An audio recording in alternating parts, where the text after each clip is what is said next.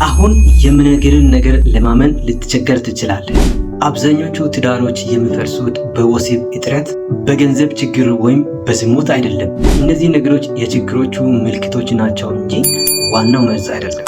በዓለም አቀፍ ደረጃ በትዳር ዙሪያ የተደረጉ ለ30 ዓመታት የሳይኮሎጂ ወይም የስነ ልቦና ጥናቶች እንደሚያሳዩት ከሆነ 93% ትዳር እንደሚፈርስ አስቀድሞ የሚተነበዩ 3 አደገኛ ችግሮች አሉ። እነዚህ ሶስቱ አንዱ እንኳን በትዳርሽ ውስጥ ወይም በትዳሪ ውስጥ ካለ ሳታውቀው መቃብሬን እየቆፈርክ ነው ማለት ነው። ዛሬ በዚህ ቪዲዮ እነዚህን 3 ድብቅ መርዞችን እና እንዴት እንደምትታደጋቸው በዝርዝር እንመለከታለን። ይህን ቪዲዮ እስከ መጨረሻው ካየ ምናልባት ትዳሬን ከአደጋ ልትታደግ ትችላለህ። አሁን ቀጥታ ወደ 3ቱ ጉዳዮች እንገባለን። አስቀድማችሁ ግን ለዩቲዩብ ቻናሌ አዲስ የሆናችሁ ከስር የምትመለከቱትን ሳብስክራይብ የሚል ምልክት በመንካት ቤተሰብ መሆናችሁ እንዳትዘነጉ።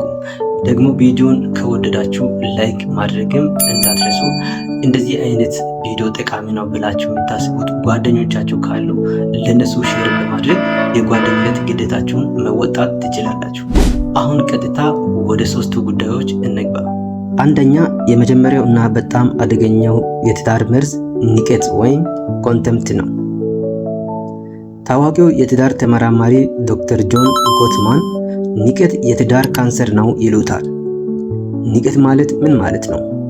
የትዳር አጋሪን ካንተ ዝቅ አድርገህ ስታስብ፣ ስትሰድብ፣ ስታሾፍ፣ አይንን ስታሽከረክር ወይም አንቺ ደግሞ ምን ታውቂያለሽ የሚል የትዕቢት መንፈስ ስታሳይ ነው።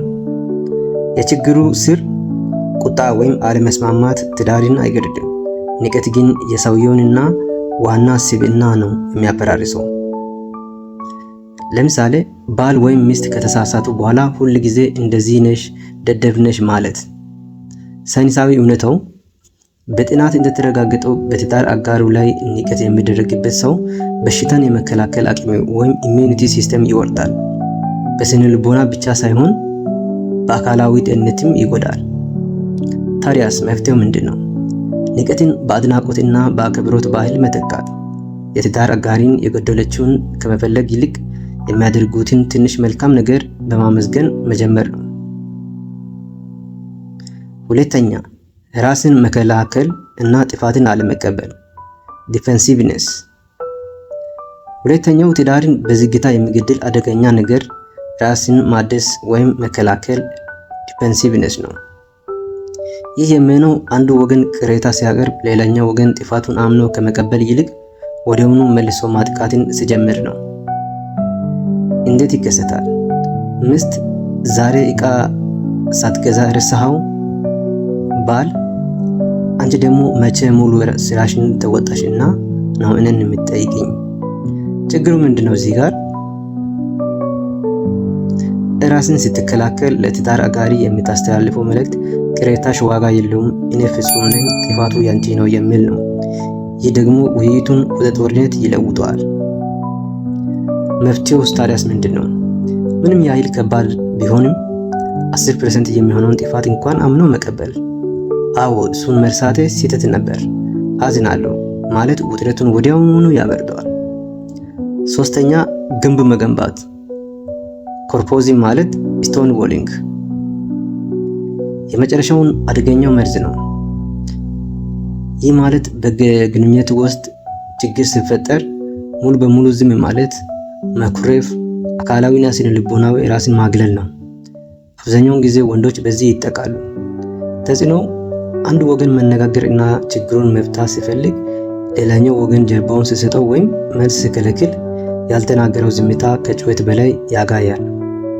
የስነ ልቦና እውነታውስ ዝም የሚለው ሰው በውስጡ የልብ ምቱ ጨምሮ ጭንቅላት ተወጥሮ ሊሆን ይችላል። ነገር ግን ላለመለማመጥ ብሎ የሚያደርገው የዝምታ ግንብ የትዳር አጋሩ ላይ የባዶነት እና የመተው ስሜትን ይፈጥራል። ታዲያስ መፍትሄው ምንድን ነው? ከተጨናነቅ አሁን በጣም ስሜታዊ ሆኛለሁ፣ ለ20 ደቂቃ እረፍት ወስጄ ተመልሼ እንነጋገር ብሎ የፊዚዮሎጂ እረፍት ወይም ፊዚዮሎጂካል ታይም አውት መውሰድ ነው። ወዳጄ፣ ትዳር አጋጣሚ አይደለም፣ የየቀኑ ውሳኔ ነው። እነዚህ 3 ነገሮች ንቀት፣ ራስን መከላከል እና ዝምታ በትዳሪ ውስጥ ካሉ ዛሬውኑ አቁማቸው።